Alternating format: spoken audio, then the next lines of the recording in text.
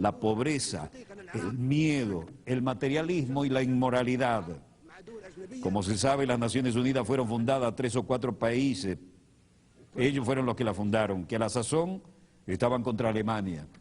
Las Naciones Unidas fueron creadas por naciones que se unieron contra Alemania en la Segunda Guerra Mundial. Constituyeron un órgano denominado Consejo de Seguridad, que convirtió a esos países en miembros permanentes y le otorgó el derecho de veto. Nosotros no estábamos presentes en ese momento. Las Naciones Unidas se configuraron de acuerdo con esos países que tenían la intención de que nos sumáramos a los planes originales. Esa es la esencia real de las Naciones Unidas cuando se fundaron hace más de 60 años. Eso sucedió en ausencia de unos 165 países a razón de 1 a 8. Es decir, 1 estaba presente y 8 estaban ausentes.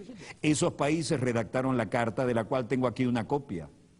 Al leer la Carta de las Naciones Unidas, se puede constatar que el preámbulo de la Carta difiere de sus artículos. ¿Cómo surgió la Carta?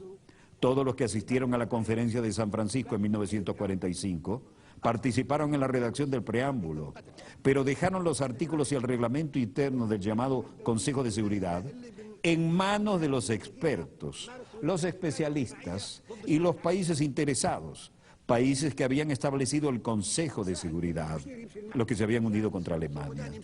El preámbulo es muy atractivo, nadie lo objeta, pero todas las disposiciones que aparecen después lo contradicen completamente. Rechazamos esas disposiciones y nunca las respaldaremos. Se volvieron obsoletas después de la Segunda Guerra Mundial. En el preámbulo, por ejemplo, se afirma que todas las naciones, pequeñas o grandes, son iguales. ¿Somos iguales en lo que respecta a los pueblos y en los puestos permanentes del Consejo de Seguridad? No, no lo somos. En el preámbulo se afirma por escrito que todas las naciones son iguales, sean pequeñas o grandes. ¿Tenemos nosotros derecho de veto? ¿Somos iguales? No. En el preámbulo se dice que tenemos igualdad de derechos, ya sean nuestros países grandes o pequeños. Eso es lo que se declara y lo que acordamos en el preámbulo. Por tanto, el veto en el Consejo de Seguridad contradice la Carta. No aceptamos ni reconocemos el veto. En el preámbulo de esta Carta se afirma que no se deberá recurrir a la Fuerza Armada, salvo en interés común. Ese es el preámbulo que acordamos y firmamos, y nos sumamos a las Naciones Unidas porque queríamos que esta Carta reflejara eso. Se indica que solo se recurrirá a la Fuerza Armada en interés común de todas las naciones. ¿Pero qué ha sucedido desde entonces? Han estallado 65 guerras desde la creación de las Naciones Unidas y desde la creación del Consejo de Seguridad.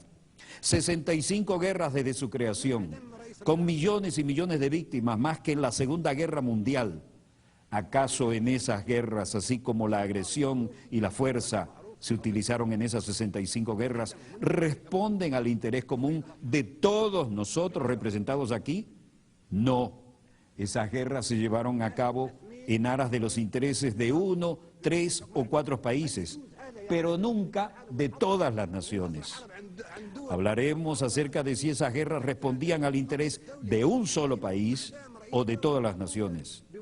Esto contradice de manera flagrante la Carta de las Naciones Unidas que firmamos, y a menos que actuemos de conformidad con esta Carta de las Naciones Unidas que acordamos, lo rechazaremos y no temeremos hablar con nadie en términos que no sean diplomáticos.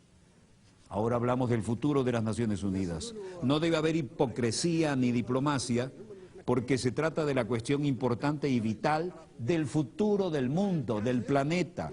La hipocresía dio lugar a estas 65 guerras que han estallado desde la creación de las Naciones Unidas. Si un país, Libia por ejemplo, agrediera a Francia, entonces la organización entera respondería porque Francia es un Estado miembro soberano de las Naciones Unidas y todos compartimos la responsabilidad colectiva de proteger la soberanía de todas las naciones. Sin embargo, se han emprendido 65 guerras de agresión sin que las Naciones Unidas hayan hecho algo por impedirlas. Otras 8 grandes guerras violentas cuyas víctimas suman unos 2 millones de personas han sido emprendidas por Estados miembros que disfrutan de los poderes de veto en el Consejo de Seguridad. Esos países que pretenden que creamos que tratan de mantener la soberanía e independencia de los pueblos, utilizan en realidad la agresión contra los pueblos. Ingresamos a las Naciones Unidas porque pensamos que éramos iguales, solo para comprobar que un país puede objetar todas las decisiones que adoptemos todos en la Asamblea General. ¿Quién le dio a los Estados miembros permanentes del Consejo de Seguridad esa condición? 4 de ellos se concedieron esa condición ellos mismos. El único país que nosotros en esta Asamblea elegimos con la condición de Estado miembro permanente en el Consejo de Seguridad es China. Ello se hizo democráticamente, pero los demás puestos nos los impusieron de manera no democrática a través de un procedimiento dictatorial llevado a cabo en contra de nuestra voluntad y no debemos aceptarlo. La reforma del Consejo de Seguridad que necesitamos no es la de un aumento del número de miembros, lo que solo empeoraría las cosas para utilizar la expresión común. Sencillamente perpetuaría la proliferación de la superpotencia. Por consiguiente, rechazamos que se aumente el número de puestos permanentes. La solución no es contar con más puestos permanentes, lo que sería muy peligroso. Aumentar las superpotencias aplastaría a los demás pueblos de los países pequeños, vulnerables y del tercer mundo, que se están agrupando en lo que denominamos el grupo de los 100. 100 países pequeños que se unen en un foro que un miembro ha denominado el Foro de los Países Pequeños. Eso es parte de lo que dijo. Tal vez al volver a ser parte de la comunidad internacional, ese discurso ya marcaba su independencia absoluta y tal vez fue algo que marcó su futuro magnicidio.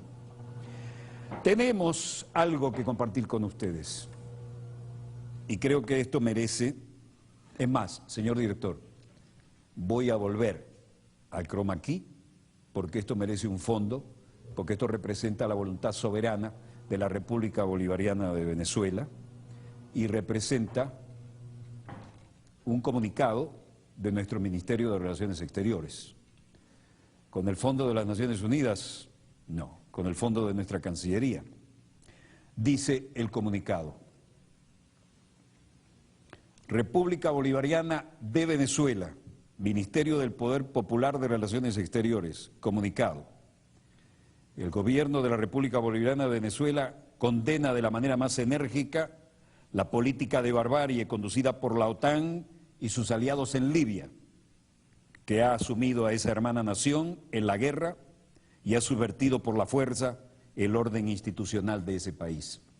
Esta es nuestra legendaria Casa Amarilla, la sede histórica, no la moderna, pero la histórica de nuestro Ministerio de Relaciones Exteriores.